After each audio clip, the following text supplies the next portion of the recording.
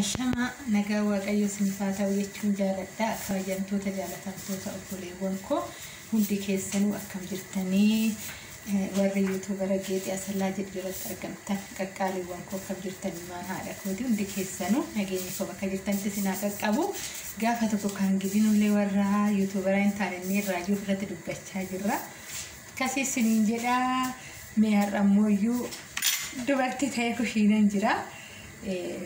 Yeroo baay'ee hedduun jirutti darbinee hojjenna ijoollee dhaafan hojjedha baay'inaanii warri akka argame manatti waan hin nyaanne fan hoon hojjedhu immoo sinifan dhiyeessa maal nyaata akka maalii akka hojjedhu walumaan hundi keenya hin beekna garuu haga na bira hin jirre sin bira jiruu danda'a waan ta'eef walumarraa baranna jedhee tananii isiniin jedha bakka jirtanitti nagaan koo sinifaa baay'atu kuusaan kaleessa waggaa wanni godhu argitan sun hamma ibiddarra jira inni. Amma immoo isa wajjin kan nyaatamu lukkuun hojjedhadheeta lukkuun kunillee isa kan wanniidhaan hojjetamudha kan xabbasamudha jechuudha zayitiidhaan inni garuu haala isaa akkamitti kan qopheesse isa nagat jedhamu sanidha akkamitti akkan qopheessu isinittan hima kaleessa waggaan isa kukkutee too dhiqee qimamiitti naquu in hojjenne natti mijanne viidiyoo isa hojjechuu yeroo sanitti kanaafi amma immoo anuma duuka bu'aa isin jechuun jaaladha kan hojjettoota too asitti kanan qopheesse yoo isinitti mul'atu ta'ee isa daakuu wanni daabboo jedhama isa kanadha isa dura wanni kanan godheedha isatti nan wanni godha booda isinitti argisiisa jechuudha akkamitti akkan hojjedhu kuni daakuudha kuni qimamiidha isinitti mul'ata yoo ta'e qimamiidha kuni daakuu isa qopheessedha asitti immoo bubbaa lama qopheeffadhee jira. Asitti aannanis isinitti mul'ata jedheen abdii qaba aannanis qopheeffadhee jira isinitti rukutus qopheeffadhee jira kuni lukkuudha lukkuun kaleessa kukkuteedha yoo isinitti mul'atu ta'e isinitti mul'ata jedheen abdii qaba yoo isinitti mul'achuus baate dhiifama naa godha fireeshidha kan gidi waluma dandeenyeen isiniin jedha kan namni ka fireeshii waa baay'ee akka haalli mijanne gurummoo nama sheef taanet fuulii taanee hojjennaa abshir abdiin qaba. Chef geexee asallaa jechuun dhiistanii gaafa tokko anuma duuka bu'aa isiniin jedha. Onkoliiwwan koo walumaan taphachaatuma walumaan haasa'aa oduu duriillee sunumatti haasa'aatumaan wal dhaggeeffanna niititu jedhanii durii garbitti jedhamu siree warri durii yoo haasa'u kun waan manni hojjettuudha mana namaa keessatti. Garuu warri duraanii waggaa waaman maal jedhu xiqqoo viidiyoo wanni jedhanitti fakkaata dhiifama naaf godhaayi. Mana namaa hojjettii jedhan qaxaramantee akkuma keenya kana mana namaa waggaa hojjettu ani odumaanii mana kanaa deemee manni kun hin aarayii jette jedhan tajaajilleen baadiyyaa hin beektu kushiinaan hin aara akkumaan isa sanqimamii fi wanni walitti makadhee kanan rukutaa jira. Osman isa rukutuun isinitti haasaa jedhee kanan. Abdiin qabaa ka naa jaalattane na jajjabeessaa laayikii keessan ishee isinirraa isinan baradha waan ani hin beekne isin isinirraa barattu waan hin beekne waluma duuka baradha borumooyyuu kushiinaa dhuunfatti godhannu abdiin qaba keessawuyyuu nyaata aadaa adda addaa hojjennee shamarran Oromoo maal akka taate addunyaa irratti mul'isu abshir abdiin qabanaaf jabaadha qaqqaaliiwwan shamarran teenya. Shamarree jechuun iyyuu bara addaadha. Kanaafuyyuu aadaa keenyas immoo nyaata aadaa keenya addunyaadhaaf guyyaan dhiyeessinu hin jira. Isiniin jechaa tan amma kanan isaan kan rukutaatan jira. Qimamii jedhee daakuu jedhee enqulaalii jedhee buuphaa jechuudha. Fayyadama afaan kiyyaatti dhiibama maa rakkoon qabalee tana abdii qaba. Aannan jedhee walitti haga xiqqoo inni furdatutti akka inni naa qabatu akka inni furdatutti. Isinitti haasa'aatuma rukutadhaa isiniin jedha qaqqaaliiwwan kooyi karaa warri kiyyaatitti deebi'ee xumuraa karaa oduu durii kiyyaatitti amma gaara duuba dabartee jedhama gaara duuba waggaa dabartuu manni naara akkuma ishii yeroo san aarsisutti aarandee anis jiraachuu baadhu manni naarayii jettee garbittiini jedhani. Kanaafiyyuu amma nu har'a kushiinaa gandaa keessa waggaa hojjennu nu malee yeroo tokko oduun hin jirre warri kun maal ta'aa jenna. Giftii koonuu jira mega fata kurkubee afgaan ciisne man odoo nyaatiin oolanii beekanii waan tokko numa qopheeffatu numa nyaatan jechuudha waan qarshii isaaniitii fi nu hojjisiifatanii fi nurratti dagalfatu malee odoo nyaatiin hin bulan guyyaa gaafa tokkooti jechuudha.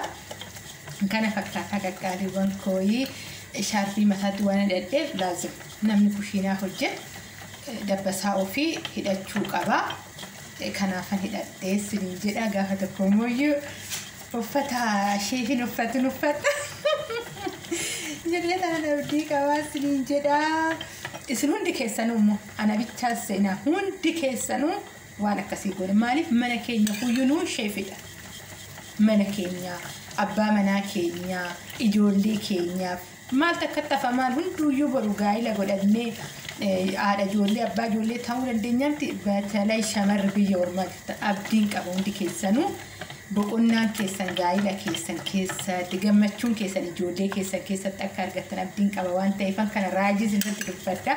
Isiniif ta'a hundi keessan obboleewwan kallattii afranii warri gola namaa keessa jirtanis ta'e warra ala jirtanis ta'e isinan jaaladha waliin isin godha warri sagalee kana dhageessan hunduuyyuu isinan jaaladha warri dhageenyillee isinan jaaladha isin jechuun jaaladha. Kanaafiyyuu amma walnaa qabatee jira walnaa qabateetu jira.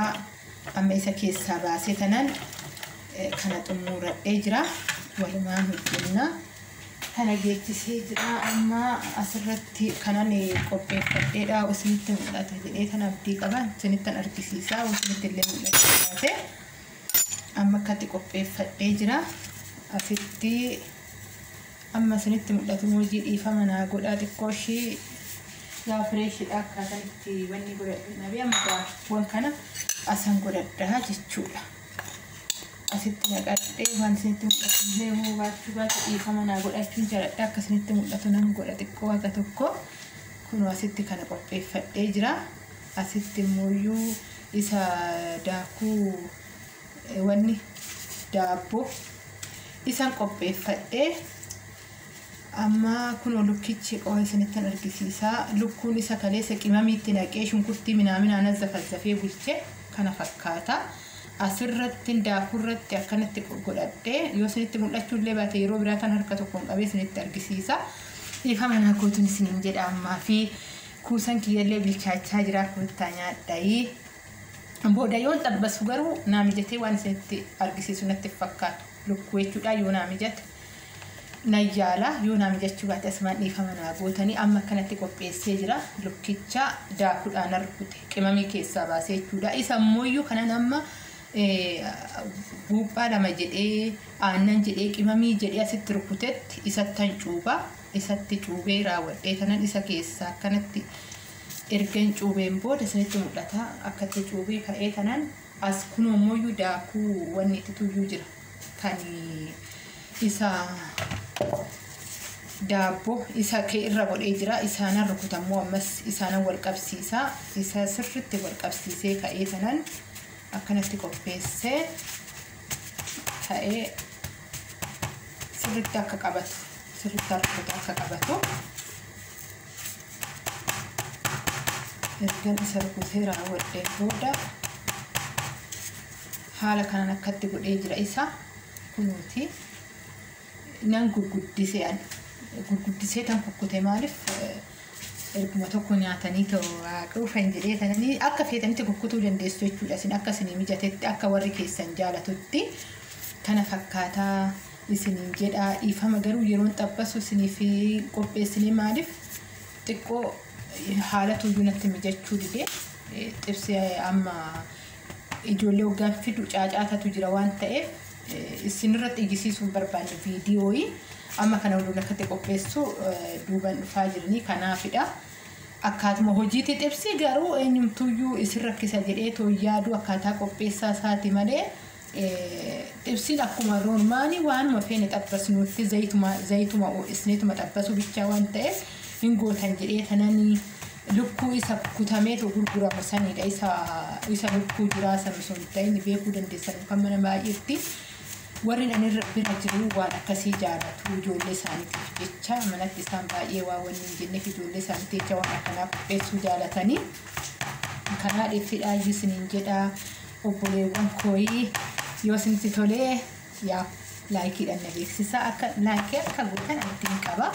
Akkasuma ammoo yoo maali namarraa fudhata yaa rabbii wanni gongoliin kun nurraa kukkutee fixee oomoo ol guddannaa ani ishumaayyuu kadhannee jette obboleettiin tiyya kaleessa eebadee haadha koo wanni kee dhaggeeffachaa tan kolfe seenaadha seenaa yuutuubara jedhamatti fakkaate maqaa kee odoo gongorina ol kalchita haadhoo koo dhaggeeffadhee kan kolfaa ture viidiyoo kee akkuma koo rakkattee ishiin illee jedhee naa guddatte jedhee kadhee gogolii jalatti seenee wanni namaa jalatti kadhee yoo amma naa godhan takka turee narraa furata. Maali ijoollee gifii sodaatu hin jedhee barinni maali wanni akkanaaf warri yuutuubaraa kun gifii sodaatanii akkamitti namni nama kadhateetu kan nama kadhate sanuu namarraa furata. Har'uma meeqanarraa kaafate seetan ijoo akkasisiniin jedhaa kaanuuf haalaaffisuu kan sarraaf immoo ganaa waan baay'ee hojii hojjenna. Gana maatiidha. Maatiin waa baay'ee walirraa barataa waa baay'ee walirraa barate dhindaan abdii qaba naaf jiraadha. Hundi keessanuyyuu yaa isinitti argisiisa dhumarratti akkanaan rukute kana lamaan tokko rukuteetan jira. Viidiyoon isinitti akkan dheeran jedhee sanan qaqqaaliiwwan koo bakka jirtanitti of eeggannoo godhaa isiniin jedhaa. Waaqayyo isinis haa gargaaru hunda keessanuyyuu isiniin jedhaa naaf jabaadha. Viidiyoo isinitti argisiisa adeemama naa godha kanaadha kanattanii godhe saniin booda xabbasuu bichaadha jechuudha. Ganaan xumurree ganaadha garuu ammaaf kana waan hojjedhe isinitti argisiisa viidiyoon isinitti irra ta'ee tananii naaf jabaadha isinan jaaladha.